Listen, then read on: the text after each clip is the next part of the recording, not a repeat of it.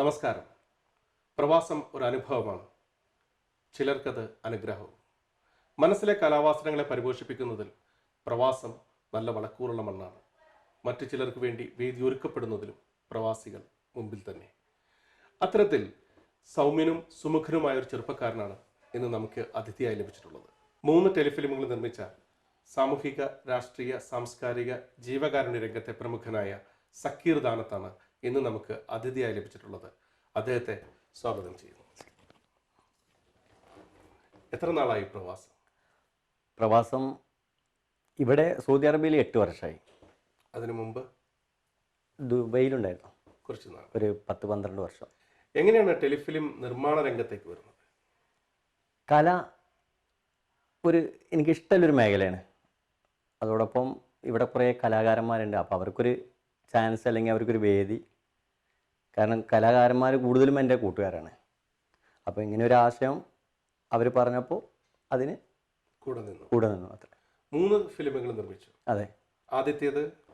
ആദ്യത്തെ തിരിച്ചറിവുകൾ ലിജോ ജോൺ സംവിധാനം ചെയ്ത സക്കീർ മണർമലയുടെ തിരിച്ചറിവുകൾ.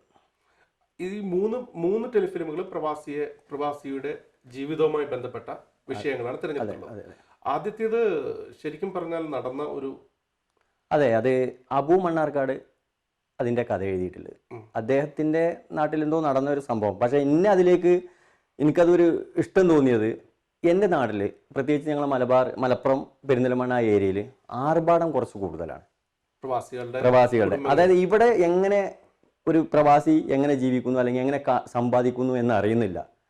ഫാമിലികൾ അവർ ആർഭാടത്തിൽ, അതായത് അടിച്ചു പൊളിച്ച് അതിൻ്റെ പുറത്ത് കടം വാങ്ങിയിട്ട് അവർ ചിലവാക്കുന്നു. അപ്പോൾ അതിനെ ബേസ് ചെയ്ത് അതൊന്ന് നേർക്കാഴ്ച, അതിൻ്റെ ഒരു കാഴ്ച ഇവിടെ വന്ന് കാണുമ്പോൾ ഉണ്ടാവുന്നൊരു ആ കഥ എനിക്ക് ഇഷ്ടപ്പെട്ടു. അപ്പോൾ ഞാനത് പെണ്ണുങ്ങളാകുമ്പോ അങ്ങനൊക്കെ തന്നെയാണ്. പിന്നിക്കാ ഒരു കാര്യം പറയാണ്ടായിരുന്നു. നിങ്ങളിനെ ചീത്തൊന്നും പറയരുത്. നീ കാര്യം പറ. അത് പിന്നെ ഞാനിങ്ങോട്ട് വരുമ്പോ മോൻ പറഞ്ഞു ഓന് വേറെ വണ്ടി വേണം. അവന്റെ ഉള്ള വണ്ടിക്ക് ഇപ്പൊ എന്താ കുഴപ്പം? പഴയതായില്ലേ. ഓന്റെ കൂട്ടുകാർക്കൊക്കെ പുതിയ വണ്ടിയുണ്ട്. നീ പറയുമ്പോ എടുത്തരാൻ പൈസ ഇവിടുന്ന. ഏതായാലും പിണക്കണ്ട, ഞാനത് നോക്കട്ടെ.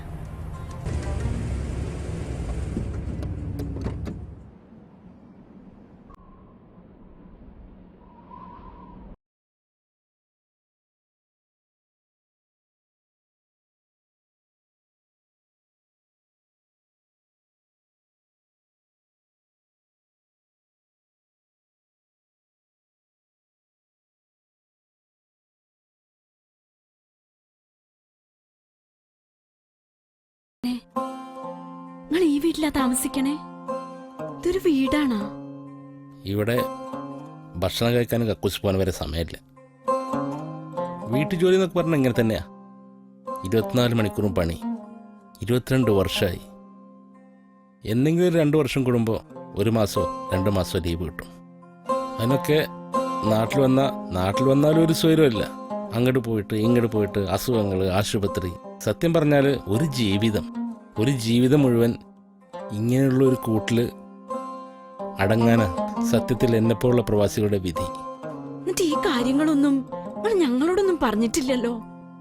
നിങ്ങളോടൊന്നും പറഞ്ഞിട്ട് കാര്യമില്ല. നിങ്ങളോടൊക്കെ പറഞ്ഞാൽ മനസ്സിലാവില്ല. ഇപ്പം നീ ഇവിടെ ഒന്ന് കണ്ടില്ലേ, അങ്ങനെ ഓരോരുത്തരും ഇവിടെ കൂടെ ഒന്ന് കാണിക്കണം. അപ്പോഴാണ് ഓരോ സ്ത്രീകൾക്കും അല്ലെങ്കിൽ ഓരോ ഭാര്യമാർക്കും ഓരോ ഉമ്മമാർക്കും ഓരോ വാപ്പമാർക്കും പ്രവാസം എന്താണെന്നുള്ളത് മനസ്സിലാവുള്ളൂ.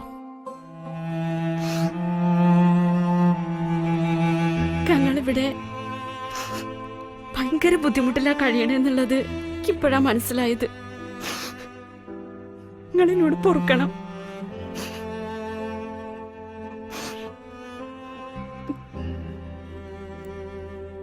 എങ്ങനെയുണ്ട് അതിന്റെ? നിങ്ങൾ യൂട്യൂബിൽ അത് റിലീസ് ചെയ്ത് അത് ഒരു 10 ദിവസം കൊണ്ട് ഒരു 10-15 ലക്ഷം, അതായത് 7 ദിവസം കൊണ്ട് 10 ലക്ഷം പേരത് കണ്ടു കഴിഞ്ഞു. അതിൽ ഞങ്ങൾ ഇവിടെ വലിയ ആഘോഷവും കാര്യങ്ങളൊക്കെ ഉണ്ടാക്കിയിട്ടുണ്ടായിരുന്നു. രണ്ടാമത്തെ ടെലിഫിലിം അത് ആത്മനമ്പരം. അതെ. അതിന്റെ കഥ എന്താണ്? അതിന്റെ കഥ നമ്മുടെ മലബാർ ഏരിയയിൽ, എൻ്റെ നാട്ടിൽ പ്രത്യേകിച്ച്, സ്ത്രീധനം ഇല്ലാതെ ഒരു കല്യാണം നടക്കുന്ന ഒരു ചുറ്റുപാടല്ല. അത് കണ്ട് ഈ കഥ അതിനെതിരാണ്. അത് യുവാക്കൾ ഒരിക്കലും ഇപ്പോൾ അത് വാങ്ങുന്നില്ല എന്നുള്ളൊരു മെസ്സേജാണ് ഞാൻ കൊടുക്കാൻ ഉദ്ദേശിക്കുന്നത്. പക്ഷെ അത് കണ്ട് ആരെങ്കിലും ഒരാളത് വാങ്ങാതെ എൻ്റെ കഥയോടനുബന്ധിച്ച് അത് ആവുകയാണെങ്കിൽ അതിന്റെ സംതൃപ്തി. തീർച്ചയായിട്ടും.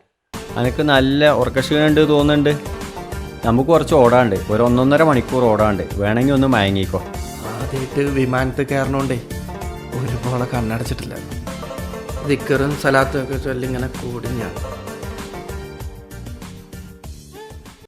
വരാൻ പറ. ഓക്കെ, ശരി. ഇതൊരു സൗദി ലീഡിങ് കമ്പനിയാണ്. ഓക്കെ.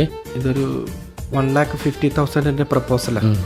ഇതൊന്ന് സൈൻ ചെയ്തിട്ടിരുന്നെങ്കിൽ കൊടുക്കായിരുന്നു. ഓക്കെ.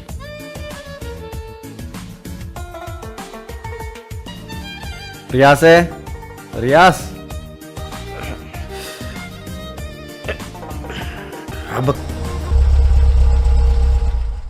ഖാൻ ഇവിടെ കാണില്ലല്ലോ.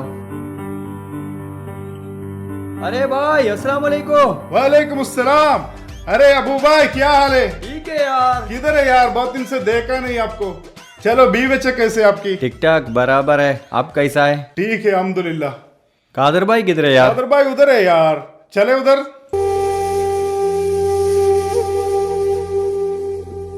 कादर भाई, कादर भाई, ये आपका मेहमान आया हुआ है। कादर का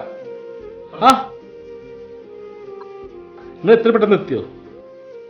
നേരം കുറെ ആയില്ലേ? നിങ്ങളവിടെ ഞാൻ അങ്ങോട്ട് വരാം. आप लोग अंदर बैठिए, कादर भाई अभी आएगा। ठीक है भाई।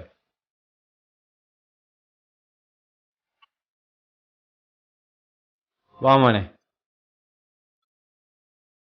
ബാഗ് ഇവിടെ എവിടെയെങ്കിലും വെച്ച് ഇവിടെ ഇരിക്കട്ടോ.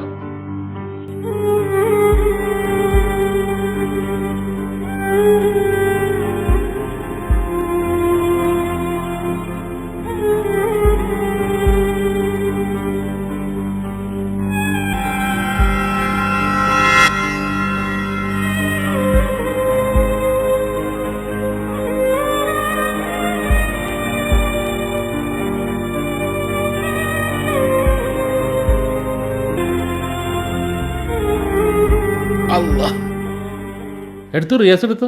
റിയാസാണ് ടെലിഫോൺ ചെയ്യാൻ വേണ്ടി പുറത്തു പോയതാ. ഞാൻ കുറച്ച് നേരം വൈകി. നിങ്ങൾ ഇത്ര നേരത്തെ വരെ വരുന്നില്ല. കുറച്ച് നേരം വൈകി. ഞാൻ ഇത്ര ചായക്ക് വെള്ളം വെക്കാം. ആയിക്കോട്ടെ. പഴം വൈകി. ഏതായാലും നിങ്ങളെ ഫോണല്ലേ അടിക്കണേ? പറയുമ്പോൾ തന്നെ എൻ്റെ ഫോണാണല്ലോ പാടിക്കണത്. അല്ല, എവിടെ ഇപ്പം ഫോൺ വെച്ചു? ഇത് പെരുന്നാണല്ലോ. നിങ്ങൾ എത്തി വരാനേക്കാരം.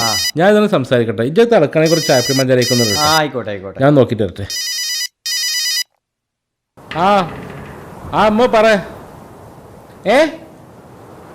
എന്ത്? ഇല്ല. റബ്ബില്ലാഹിനായ തമ്പുരാനെ,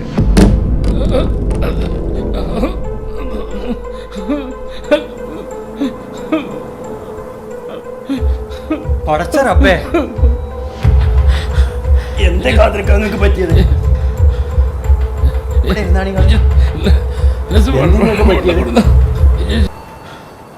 നിങ്ങൾ വെള്ളം കുടിച്ചാണ്. അല്ല, എന്താ നിങ്ങൾക്ക് ഇപ്പൊ പറ്റിയത്? എന്താ ഇതൊക്കെ? എന്താണ് നിങ്ങൾ കാര്യം പറയുക? എന്റെ പെരയെ കുളിച്ചോണ്ട് എന്റെ മകളോട് ഇറങ്ങണു. ഓളെ പണ്ടോ പണമൊക്കെ എടുത്താണ് പെരയ്ക്കോളാം. പടച്ച റബ്ബേ, എന്റെ കുട്ടിന്റെ കരച്ചിലായിട്ട് എന്റെ മനസ്സാ പൊട്ടുന്നത്. അതൊക്കെറിയോ? ഞാനിത് പാവാണ് ഇതിനകത്ത് ചെയ്തത്. സമാധാനപ്പടി. എവിടക്കാപ്പാ ചങ്ങായി പോയി? എന്റെ കുട്ടിന്റെ കല്യാണമായിട്ട് വാപ്പച്ചി കല്യാണത്തിന് വരില്ലേ, വാപ്പച്ചി കല്യാണത്തിന് വരുന്നുണ്ട്. ഓള് ഈ കല്യാണത്തിന് പോയി 100 വട്ടം എനിക്ക് വിളിച്ചിട്ടു. ആ കല്യാണത്തിന് പോണ കായുണ്ടെങ്കിൽ ഒരു പവനും കൂടി മേടിച്ചെടുത്തോട്ട് ഞാൻ അതിനും കൂടി പോയിട്ടില്ല. സമാധാനപ്പടി. ഞാൻ ഇങ്ങനെയൊക്കെ ഉണ്ടാക്കിയ കല്യാണമാണ്. ഇപ്പൊ അവളെ വന്നേക്കെന്നെ ഓളെ പറ്റൂല, ഓളെ പണ്ടം പണക്കെടുത്തിട്ട് പേക്കോളാൻ പറഞ്ഞാല് എന്തോ ഇതിനൊക്കെ അടുത്ത് എനിക്ക് മനസ്സിലാവില്ല. സമാധാനപ്പടി. ഞാൻ അവനോടൊന്ന് ചോദിച്ചു നോക്കട്ടെ, എവിടേക്കാ ചങ്ങായി പോയി?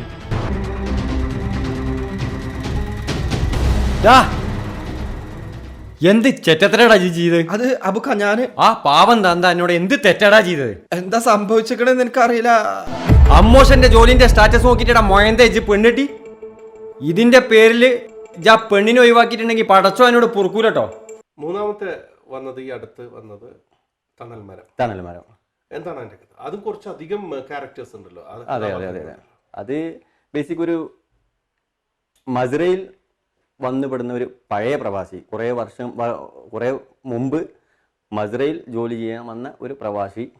ഇതൊന്നും ഈ വേദനയും ഈ എങ്ങനെ ഇവിടെ സമ്പാദിക്കുന്നു, എന്ത് ജോലിയാണ് ചെയ്യുന്നു, ഇതൊന്നും നാട്ടിൽ അറിയിക്കാതെ മക്കളെ നല്ല നിലയിൽ വളർത്തി വലുതാക്കി ആ മകൻ ഒരു സുപ്രഭാതത്തിൽ സൗദിയിൽ വന്നിട്ട് വാപ്പാൻ്റെ അവസാനം കാണുന്ന ആ ഒരു കണ്ടുമുട്ടലും ആ വിഷമവും കാര്യങ്ങളും ഒക്കെ ഉള്ളൊരു സംഭവമാണത്. हसन भाई किधर गया? और टाइम गया है किधर मजरा मसरा ഇതാണ് നിന്റെ വാപ്പാന്റെ ബെഡ്.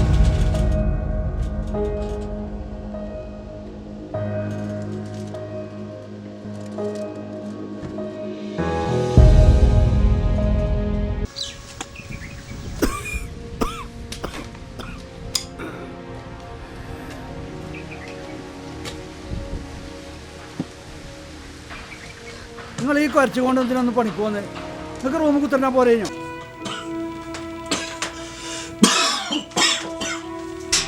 വേണ്ട, എന്റെ കുട്ടിനെ വിവരം അറിയിക്കണ്ട.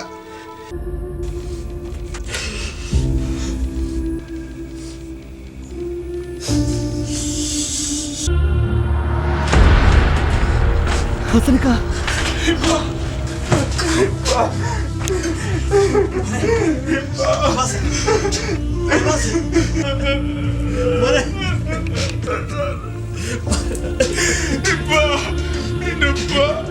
എന്താണ് അടുത്ത പ്രോജക്റ്റ്? അടുത്ത് ഒരു വലിയ പ്രോജക്റ്റ് പ്രൊജക്റ്റാണ് ഉദ്ദേശിക്കുന്നത്. അത് ലിജോ ജോൺ മാഞ്ഞില എൻ്റെ ഫസ്റ്റ് ഷോർട്ട് ഫിലിം സംവിധാനം ചെയ്ത ആളാണ്.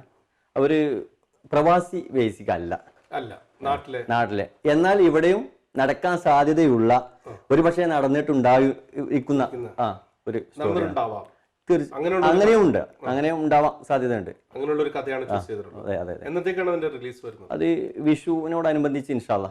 അപ്പൊ ഈ ഏപ്രിൽ അടുത്ത മാസത്തിനുള്ളിൽ. അതെ തീർച്ചയായിട്ടും. ഇപ്പം ഇത് കൂടാതെ ഇതിനേക്കാൾ പുറമെ നമ്മൾ നേരത്തെ സക്കീർ ദാനത്തിനെ കാണുന്നത് ഒരു സൈലന്റ് ആയിട്ടുള്ള രാഷ്ട്രീയ പ്രവർത്തകൻ, പല വേദികളിലും തിളങ്ങുന്ന അല്ലെങ്കിൽ പല വേദികളെയും സംഘടിപ്പിക്കുന്ന ഒരു സംഘാടകൻ, മികച്ച സംഘാടകൻ. നിങ്ങൾക്ക് ഫോട്ടോ പേജ് അങ്ങനെയുള്ള ഒരു ആഗ്രഹങ്ങളില്ലാതെ സംഘാടനത്തിൽ മാത്രം മികവ് പുലർത്തുന്ന അല്ലെങ്കിൽ അതിൽ മുഴുകുന്ന ഒരു പ്രവർത്തകനാണ്. ഇപ്പോ ഏറ്റവും കൂടുതൽ അംഗങ്ങളുള്ള കോൺഗ്രസിന്റെ സംഘടനയായ OICCയുടെ മലപ്പുറം ജില്ലയുടെ ജനറൽ സെക്രട്ടറിയാണ്, സംഘടനാ ചുമതല. എങ്ങനെയാണ് രാഷ്ട്രീയ പ്രവർത്തനം, കലാപ്രവർത്തനം, സാംസ്കാരിക പ്രവർത്തനം, എങ്ങനെ അതിന്റെ ഇടയിൽ ബിസിനസ്, എങ്ങനെയാണ് ഇങ്ങനെ കൊണ്ടുപോകുന്നത്? ഇതിനൊന്നും സത്യം പറഞ്ഞാൽ പ്രത്യേകിച്ച് ഒരു സമയത്തിന്റെ ആവശ്യമില്ല. ഇത് കലയും രാഷ്ട്രീയ പ്രവർത്തനവും, ഇവിടുത്തെ രാഷ്ട്രീയ പ്രവർത്തനം നമുക്കറിയാലോ. അപ്പോൾ ആ ഒരു ബേസിൽ ഇതിന് ഒരു വലിയ പ്രത്യേക സമയം കണ്ടെത്തേണ്ട ആവശ്യമുണ്ടെന്ന് എനിക്ക് തോന്നുന്നില്ല. എന്നെ സംബന്ധിച്ചിടത്തോളം ഇതൊക്കെ വളരെ സിമ്പിളായിട്ട് കൈകാര്യം ചെയ്യുന്നു. ഒരു ജീവകാരുണ്യ പ്രവർത്തകന് പറഞ്ഞു കേട്ടിട്ടുണ്ട്, എന്തെങ്കിലും ഒരു അത്യാവശ്യം വന്ന് പലരും ഫോൺ എടുത്തില്ലെങ്കിലും സക്കീർ ദാനത്തിനെ വിളിച്ചാൽ ഒരു ഫോൺ എടുക്കും. എന്തെങ്കിലും അത്യാവശ്യം ഉണ്ടെങ്കിൽ പെട്ടെന്ന് ദാനത്തിനെ വിളിച്ചാൽ ഓടിയെത്തും. അല്ലെങ്കിൽ പെട്ടെന്നൊരു അത്യാവശ്യത്തിന് പൈസ മറിക്കാൻ ദാനത്തുണ്ടാവും. എങ്ങനെയാണ് ജീവകാരുണ്യ പ്രവർത്തനത്തില്? സത്യം, ഞാൻ ചെറുപ്പം മുതലേ കുറേ കഷ്ടപ്പാട് അനുഭവിച്ചു വന്ന ആളാണ്. അപ്പോൾ ഒരു മനുഷ്യൻ്റെ അല്ലെങ്കിൽ ഒരു സുഹൃത്തിൻ്റെ വേദന ഏറ്റവും പെട്ടെന്ന് എനിക്ക് ഉൾക്കൊള്ളാൻ കഴിയും. അപ്പം അവരെന്നെ വിളിക്കുമ്പോൾ എന്നെ കൊണ്ട് അത് ചെയ്യാൻ കഴിയും, അല്ലെങ്കിൽ ഞാൻ അതിന് ഇറങ്ങും എന്നുള്ള ധൈര്യത്തിലാണല്ലോ എന്നെ വിളിക്കുന്നത്. അപ്പോൾ തീർച്ചയായിട്ടും ഞാൻ എന്നാൽ കഴിയുന്ന സഹായം അല്ലെങ്കിൽ വേറെ ആളുമായിട്ട് കോണ്ടാക്ട് ചെയ്ത് കൊടുക്കും. സാംസ്കാരിക രംഗത്ത്, കലാരംഗത്തും ജീവകാരുണ്യ രംഗത്തും ഒട്ടനവധി സംഘടനകളിൽ നിങ്ങൾ വർക്ക് ചെയ്യുന്നുണ്ട്. ഇപ്പോൾ കഴിഞ്ഞ 3 വർഷത്തോളമായി തിരഞ്ഞെടുക്കപ്പെട്ട മലപ്പുറം OICCയുടെ ജനറൽ സെക്രട്ടറിയാണ്. അതെ. ഈ കാലഘട്ടത്തിൽ നിങ്ങൾ എന്തെല്ലാം തരത്തിലുള്ള പ്രവർത്തനങ്ങളാണ് കാഴ്ചവെച്ചിട്ടുള്ളത്? OICC മലപ്പുറം ജില്ലാ കമ്മിറ്റി ഇപ്പോൾ ഈ ജിഫിൻ അരീക്കോട് പ്രസിഡൻ്റായി നിൽക്കുന്ന ഈ ഒരു കാലയളവിൽ ഒട്ടനവധി കാര്യങ്ങൾ ഞങ്ങൾ ചെയ്യാൻ കഴിഞ്ഞിട്ടുണ്ട്. മലപ്പുറത്ത് ഒരു 5ഓളം വീടുകൾ സ്നേഹസദനം എന്ന പേരിൽ 3 വീടിൻ്റെ താക്കോൽദാനം കഴിഞ്ഞു, 2 വർക്ക് നടന്നുകൊണ്ടിരിക്കുന്നുണ്ട്. അതുപോലെ വീൽ ചെയർ, പിന്നെ കിഡ്നി പേഷ്യൻറ്റിന്, അങ്ങനെ ഒട്ടനവധി ആംബുലൻസ്, ഓരോ ചാരിറ്റി സെൻ്ററുകൾക്കില്ലേ, അങ്ങനെ ഒട്ടനവധി കാര്യങ്ങൾ ചെയ്തിട്ടുണ്ട്. ഇവിടെ നമ്മളിപ്പോൾ ചെയ്യാൻ കഴിയാം നമുക്ക് എന്താ ഈ കൂട്ടായ പ്രവർത്തനം. അതെ അതെ.